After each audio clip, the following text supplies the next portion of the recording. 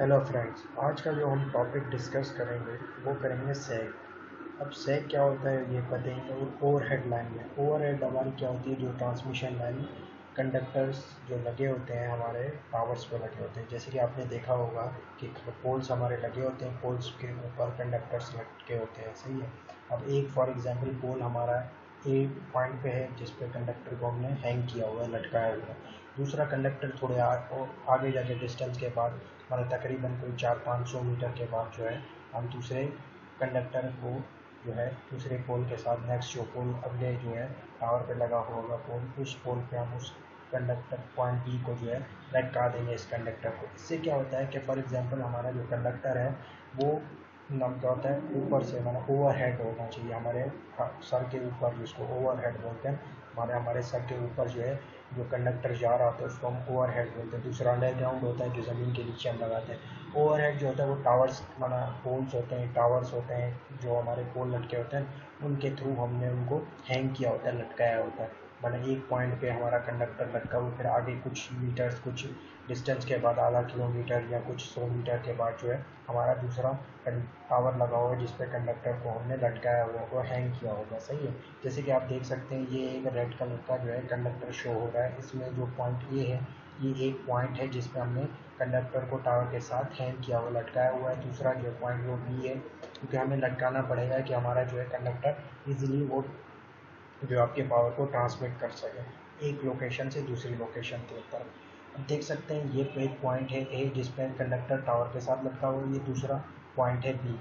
अब ये दोनों पॉइंट के जो बीच का जो पॉइंट है ये नीचे झुका हुआ है, जिसमें झोल आया हुआ है जैसे नीचे वो। इस पॉइंट को जो है, जिसको हम ओ से रिप्रेजेंट करें, उसको हम बोलते हैं जेड। ये जो पॉइंट ए और बी के बीच में जो लोएस्ट पॉइंट जहाँ पे कंडक्टर बहुत नीचे हुआ है, इस पॉइंट सेंटर पॉइंट को हम बोलते हैं इस सेक, सही है। अब ये जो है डिफाइन करता है कि हमारा जो है कितना इसमें सेक है, सही है।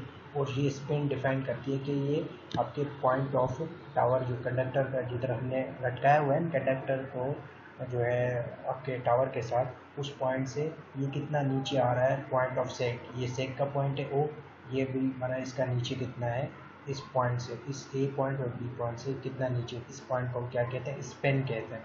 अब इसकी ये डेफिनेशन बता रहा है किसकी, सेक की। अब बोल रहा है the difference in a level between point of support and the lowest point of the conductor is called sag. माना point of difference in the level, माना जो दोनों के लेवल का जो डिफरेंस है वो, एंड पॉइंट ऑफ सपोर्ट जो जहाँ से हमने सपोर्ट दिए पॉइंट बी पे और पॉइंट ए पे सपोर्ट दिए कंडक्टर को, इसका जो डिफरेंस है उसको क्या बोलते हैं, उसको वो सेक बोलता है, सही है। आगे चलते हैं, हम देखते हैं सेक के बारे में।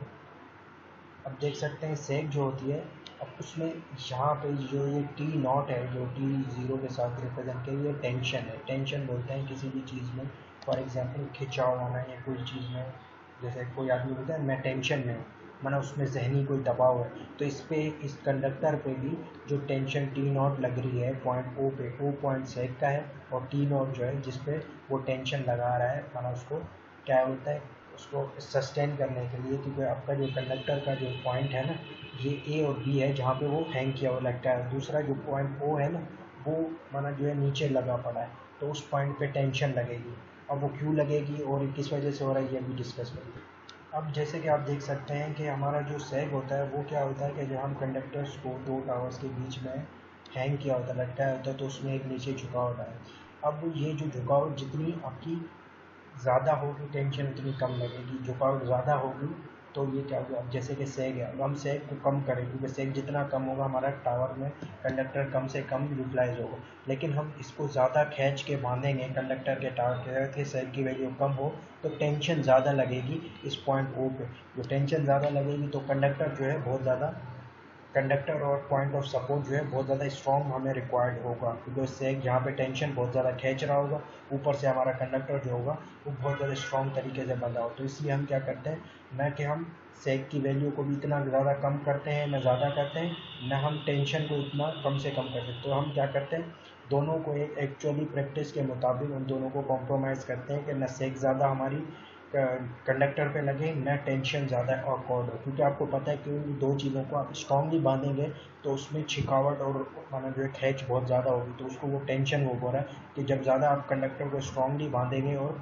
उसमें सेक कम आएगी तो उसमें टेंशन बढ़ जाएगी, और हम सेक की वैल्यू को ज़्यादा करते हैं टेंशन की वजह से, तो क्या होगा, हमारा कंडक्टर ज़्यादा रिक्वायर्ड होगा, कंडक्टर नीचे झुका होगा, और नीचे आपके जो है ओवरहेड लाइन के नीचे जो चीज़ें गुजरेंगी तो उसको भी वो मसला कर सकता है। तो वो बोल रहा है कि हमारा जो सैग है उसको भी हम इस तरीके से कंपनसेट करेंगे कि वो सेफ्टी लिमिट, जैसे कोई कंडक्टर के नीचे से कोई चीज़ गुजरे तो वो सेफली उधर से पास हो सके, भले वो ह्यूमन हो, कोई भी ऐसी व्हीकल हो या कोई भी चीज़ हो। और दूसरी बात कि जब हम किसी भी कंडक्टर्स को हैंग करते हैं तो उसमें डिफरेंट पैरामीटर इफेक्ट करते हैं, जैसे कि आपका वेट है, फिर उसके कंडक्टर का वेट भी होता है तो वो टेंशन में आ जाता है, उसकी टेंशन लगा बढ़ा रहा है ना उसकी, फिर उसके बाद उसमें इफेक्ट आ जाता है टेम्परेचर का, फिर विंड का, तो फिर उसके बाद आ जाता है आपके जो है फॉर एग्जांपल आइस का, क्योंकि आइस उसके ऊपर पड़ेगी तो उसका वेट बढ़ जाएगा कंडक्टर का। तो ये सारे पैरामीटर्स उस पर इफेक्ट करते हैं, तो हम जो है स्टैंडर्डाइज प्रैक्टिस रखते हैं कि टेंशन भी जो है वो लेस देन 50% होनी चाहिए, और हमारा जो है मिनिमम फैक्टर ऑफ सेफ्टी होना चाहिए is respective to condition should be 2, जो तकरीबन 2 होता है। सही, आगे चलते हैं, इसकी प्रॉब्लम करेंगे तो ज़्यादा आपको क्लियरली समझ आएगा। जैसे कि आप ये समझ सकते हैं कि ये एक पॉइंट ऑफ कंडक्टर है जहाँ पे हमने टावर को हैंग किया हुआ है, एक पोल के साथ ए के साथ और दूसरा बी के साथ। अब ये इक्वल डिस्टेंस है, माना ए पॉइंट और बी पॉइंट का जो लेवल ऑफ हाइट सपोर्ट है वो तकरीबन एक ही लेवल पे है, माना ए और बी दोनों एक ही लेवल पे। तो हमने क्या किया है, जो लेंथ है जिसको एल से हम रिप्रेजेंट कर रहे हैं वो हमने क्या किया, हाफ हाफ कर दिया, L1 डिवाइड बाई 2 L1 और L/2, ये भी L/2 हाफ हाफ हो गई। सही है। फिर उसके बाद ये एल जो है ये क्या है, लेंथ ऑफ स्पिन है, स्पिन से मुराद है डिस्टेंस, माना एक पॉइंट ऑफ टावर और दूसरा पॉइंट ऑफ टावर, ये दोनों के बीच का जो डिस्टेंस है उसको हमने एस से एल से रिप्रेजेंट कर रहे हैं, लेंथ से। सही है, ये हमारी लेंथ है किसकी, टावर की। फिर उसके बाद जो है क्या होता है, फिर उसके बाद होता है वेट पर यूनिट कंडक्टर, हमारा कंडक्टर का जो वेट है वो कितना है, क्योंकि उस पर डिपेंड करता है कि वेट ज़्यादा होगा कम होगा तो वोल्टेज इतना ज़्यादा है। Tension in the conductor T represent कर रही है टेंशन आपके कंडक्टर पे कितनी है। सही है। अब जो इक्वल लेवल पे हैं सपोर्ट, जो उनकी सपोर्ट से मुराद जो टावर जिस पे हमने उनको बांधा हो वो सपोर्ट इक्वल लेवल पे है, तो उसके लिए हम यही फार्मूला यूज़ करेंगे। और दूसरा उसका लेवल डिफरेंट चेंज हो जाता है, फॉर एग्जांपल हिली एरियाज़ हैं, रिवर क्रॉसिंग है, तो ए पॉइंट जो है फॉर एग्जांपल नीचे और बी पॉइंट ज़्यादा थोड़ा ऊपर है, तो वो क्या हो जाएगा, सपोर्ट एट अनइक्वल लेवल। फिर वो सपोर्ट जो होगी वो अनइक्वल लेवल्स पे हम उसको लगा के और उसको यूटिलाइज करेंगे। जैसे कि ये हम देख सकते हैं यहाँ पे अनइक्वल लेवल है, एक लेवल ए है दूसरा लेवल बी है, तो ए का जो हाइट है वो कम है, बी की हाइट ज़्यादा है, क्योंकि देख सकते हैं रिवर की क्रॉसिंग है, तो ये इसमें डिफरेंट, इसमें स्पेन भी देख सकते हैं ए के पॉइंट से बहुत नीचे है। सही है, माना कम है डिस्टेंस, और बी के पॉइंट से बहुत ज़्यादा है डिस्टेंस। सही है। अब ये बोल रहा है ये जो हमने ऊपर जो इक्वल डिस्टेंस के लिए उसके लिए फार्मूला ड्राइव किया है, फॉर इसके एग्जांपल सेग हमें फाइंड करनी है तो किसके बराबर होगी, W आपका वेट हो गया। सही है। एल स्क्वायर, एल आपकी लेंथ हो गई, जो आपकी लेंथ है, लेंथ ये देख सकते हैं ये डिस्टेंस जो है इस पॉइंट से इस पॉइंट तक का जो डिस्टेंस उसको हम एल से रिप्रेजेंट कर रहे हैं, एल स्क्वायर है, डिवाइड बाई 8। सही है, divide by 8, and T, T is a tension, जो उस पर टेंशन लग रही है। सही है। और यहाँ पे थोड़ा फार्मूला चेंज हो जाएगा, यहाँ पे जो है अनइक्वल नहीं है तो यहाँ पे स्पेन की जो लेंथ है वो चेंज हो रही है, इस पर x1 होगी, इस पर x2 होगी, हाफ डिवाइड नहीं होंगे, डिफरेंट लेंथ पे हो रही है, क्योंकि यहाँ पे देख सकते हैं कम डिस्टेंस है, यहाँ पे थोड़ा ज़्यादा डिस्टेंस है हाइट की वजह से। फिर उसके बाद x1 एंड x2 रिप्रेजेंट किससे कर रहा है, माना उनको डिस्टेंस को जो हाफ किया, x1 रिप्रेजेंट कर रहा है माना ए पॉइंट से नज़दीक जो सेक का डिस्टेंस है, और जो है बी बीच पॉइंट से सेक का डिस्टेंस है, तो ये ओ पॉइंट जो है ये सेक को रिप्रेजेंट करता है। सही है। टेंशन इन द कंडक्टर, जो टेंशन जो कंडक्टर पे लग रही है, ये सारी डेरिवेशन है। फिर उसके बाद चलते हैं, ये फार्मूला डेरिवेशन के बाद ड्राइव होता है अनइक्वल लेवल पे, माना जैसे रिवर क्रॉसिंग है क्या है, तो उसके लिए क्या बोल रहा है, x1 पे फाइंड करना है, फॉर एग्जांपल x1 से सेक की वैल्यू कितना डिस्टेंस पे है, तो ये क्या है, x1 is equal to L/2, L total length है उसको डिवाइड करें हाफ टाइम, उसको माइनस करेंगे इसके साथ, ये क्या है टेंशन है, ये आपकी हाइट है, हाइट कितनी है उसकी आप देख सकते हैं, तो ऊपर इधर हाइट शो हो रही थी। सही, ये हाइट है, माना पॉइंट ए से लेकर और कितना अब है बी पॉइंट। सही है, ये वो हाइट आ गई आपकी। फिर उसके बाद क्या है, W आपका वेट है, L इसकी टोटल लेंथ है। इनको मल्टीप्लाई करेंगे, सारी टर्म को माइनस कराएंगे कि लेंथ के हाफ टाइम, तो आपको क्या मिल जाएगा, डिस्टेंस ऑफ x1 मिल जाएगा। फिर इसी तरीके से हम डिस्टेंस और x2 भी फाइंड कर लेंगे कि x2 कैसे फाइंड करेंगे, हम टोटल लेंथ में से माइनस करेंगे x1 को, तो हमें x2 मिल जाएगा ऑटोमेटिकली। सही है।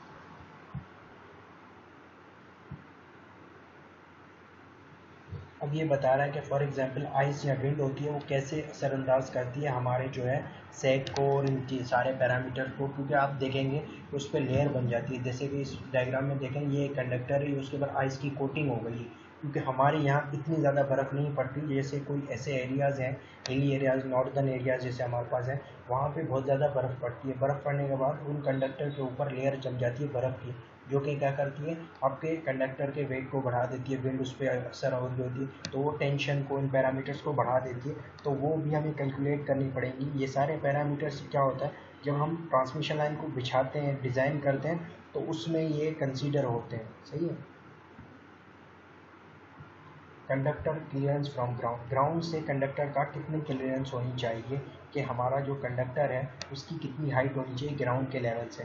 ये देख सकते हैं, minimum height of above grounding line in UK में जो स्टैंडर्ड बनाया हुआ है उसके हिसाब से ये बुक का नाम लिखा हुआ है, book of transmission distribution electrical engineering bye Collins purse seine, chapter 18 में ये दिया हुआ है टेबल। वहाँ पे वो बता रहा है कि 33 से लेकर 66, सही है, केवीए तक आपके पास वोल्टेज है, तो ग्राउंड क्लियरेंस 6 मीटर की होनी चाहिए, 6 मीटर अबव द ग्राउंड होनी चाहिए। और फॉर एग्जांपल 66 से 132 है, तो कितनी होनी चाहिए, 6.7 मीटर होनी चाहिए। और फॉर एग्जांपल 132 केवी से लेकर 275 तक है, तो ये 7 मीटर की होगी। और 275 से अबव है 400 तक, तो ये 7.3 होगी।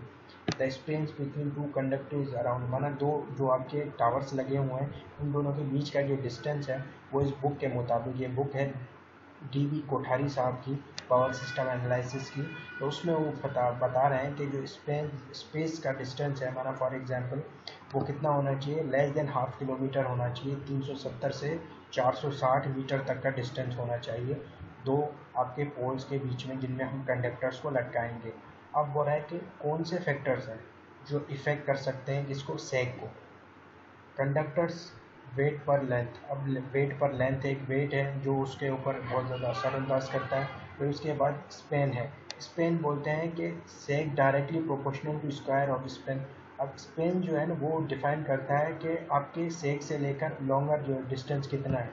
और आप जैसे फॉर एग्जांपल दो कंडक्टर हैं, दो कंडक्टर के बीच का जो डिस्टेंस है उसको वो स्पेन बोल रहा है कि इतनी मीटर का स्पेन बन रहा है, सही है, ये इतने का बन रहा है, तो वो उसको स्पेन से रिप्रेजेंट कर रहा है। सही है।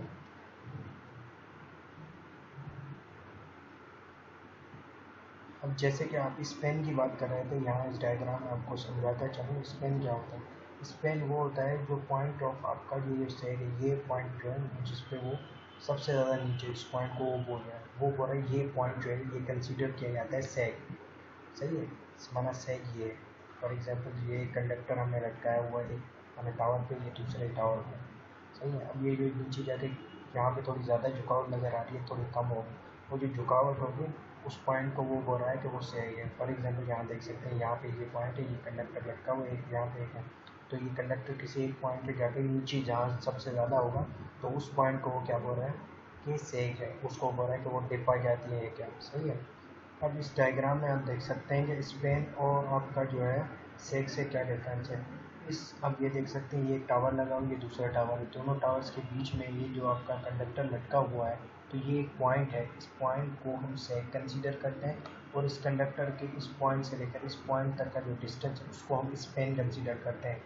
और जो ये पॉइंट से लेकर यहाँ तक है जो आपकी अर्थ है, ये क्या करती है, ग्राउंड क्लियरेंस। फॉर एग्जांपल मैं बोलता हूँ कि मुझे टोटल डिस्टेंस फाइंड करना है आपके पूरे के पूरे कंडक्टर का, माना आपके टावर का, तो हम क्या करेंगे, सेक की वैल्यू और प्लस ग्राउंड क्लियरेंस की वैल्यू को ऐड करेंगे, तो हमें क्या मिलेगा, tower height of the tower मिलेगी। सही है।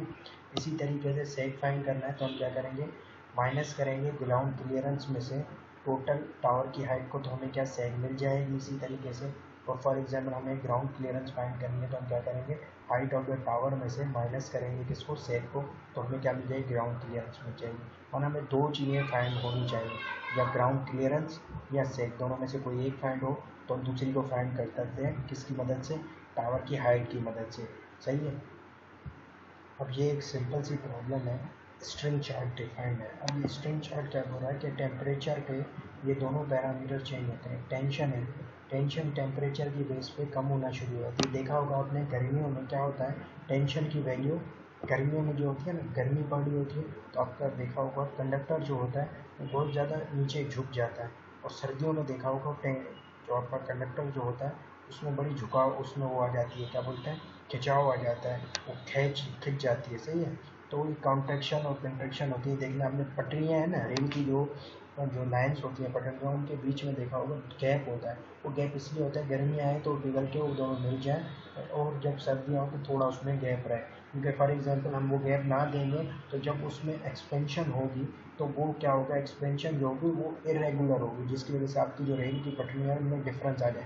इसी तरीके से हम सेक की वैल्यू भी इसी तरीके से रखते हैं कि गर्मियों में उसमें जब झुकाव आए या खिंचाव आए सर्दियों में, तो वो ज़्यादा इतना ज़्यादा उस पर स्ट्रेस नहीं पैदा हो, टेंशन नहीं पैदा हो, सेक में भी इतना ज़्यादा डिफ्रैक्शन नहीं हो।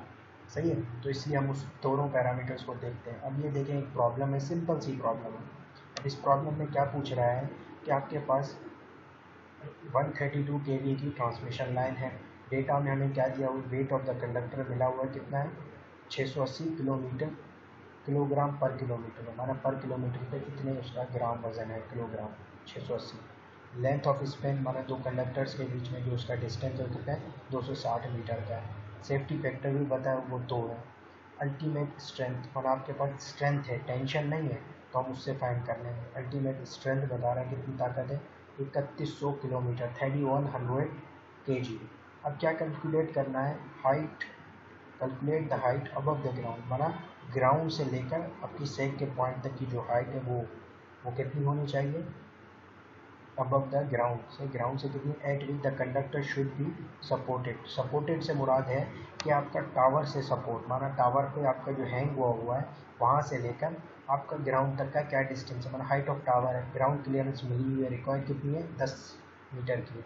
अब हम क्या करेंगे, मैंने जैसे आपको बताया था कि आपको ग्राउंड क्लियरेंस पता हो और हाइट ऑफ टावर पता हो तो हम क्या करते हैं, सेक फाइंड कर सकते हैं। तो हमारे पास ग्राउंड क्लियरेंस पता है लेकिन हाइट ऑफ टावर नहीं पता जो पूछ रहा है, तो हम किसकी मदद से फाइंड करेंगे, सेक की मदद से। क्योंकि हमारे पास ऊपर जो डेटा दिया हुआ है वो सेक के लिए दिया हुआ है। हम सेक को डेटा से हम सेक को फाइंड करेंगे, फिर उसकी मदद से हम क्या करेंगे, हाइट ऑफ द टावर और जिस पॉइंट ऑफ सपोर्ट जहाँ पे उसको हमने लटकाया था कंडक्टर को, वो फाइंड करेंगे। अब देखें इस प्रॉब्लम में weight of the conductor per metre वो कितनी है, आपके पास weight of the conductor per metre पे कितना है वो फाइंड करेंगे। हमारा weight W is equal to 680, मतलब 680 किलोग्राम है, और के लिए कितना है, डिवाइड बाय 1000, क्योंकि हमें क्या है, किलोग्राम पर के में वेट फाइंड करना है। वेट फाइंड करने के लिए डिवाइड बाय 1000 करेंगे। सही है। तो हमारे पास कितना आ गया, 0.68 किलोग्राम, 0.68 किलोग्राम आ गया। सही है। तो हम क्या करेंगे, अब क्या करेंगे, टेंशन फाइंड करेंगे। वर्किंग टेंशन कितनी है, टेंशन जो होती है वो ultimate strength divide by safety factor. Ultimate strength कितनी है, 3100, सेफ्टी फैक्टर कितना है, 2 है। तो हमें कितनी मिल गई, टेंशन मिल गई 1550 किलोग्राम। सही है। अब हम उसको फार्मूले में पुट करते हैं, इक्वल डिस्टेंस पे मेंशन नहीं है लेकिन इक्वल डिस्टेंस पे वाला फार्मूला यूज़ करें। सही है। इक्वल डिस्टेंस माना पॉइंट ऑफ टावर जहाँ पे हमने कंडक्टर्स को लटकाया वो इक्वली डिस्टेंस पे है, उनकी हाइट अबव नहीं है एक दूसरे से, जैसे कि उसमें अनइक्वल था। S is equal to W multiply by length का square divide by 8 tension. Weight हमें कितना मिला है, 0.68 किलोग्राम में। सही है। किलोग्राम में हमने वो रखा, मल्टीप्लाई बाय 260, लेंथ हमें मिली 260 मीटर। सही है। क्योंकि यहाँ पे देख सकते हैं किलोग्राम में हमें मीटर में लेंथ है, तो हमने क्या किया, किलोग्राम को डिवाइड किया था इसके साथ 1000 के साथ, तो हमें किलोग्राम में मिल गया। तो मीटर वाले फार्मूले 260 का स्क्वायर लिया, 8 हमारे पास फार्मूले का है, टेंशन हमने फाइंड किए 1550 वो रखी है।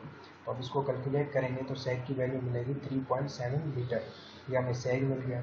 अब आपको पता है ग्राउंड क्लियरेंस जो है वो होती है पॉइंट ऑफ सेक से लेकर ज़मीन तक का डिस्टेंस, वो कितना है, 10 मीटर है। उसमें हम क्या कर देंगे, 3.7 सेक की वैल्यू को ऐड कर देंगे, तो हमें क्या मिलेगा, conductor should be supported at height of h is equal to 10 plus 3.7, तो टोटल हाइट क्या हुई, 13.7 माना 13.7 मीटर की हाइट है टावर की, जिधर हमने कंडक्टर को लटकाया है। सही है, और ग्राउंड से वो इतना ऊपर है।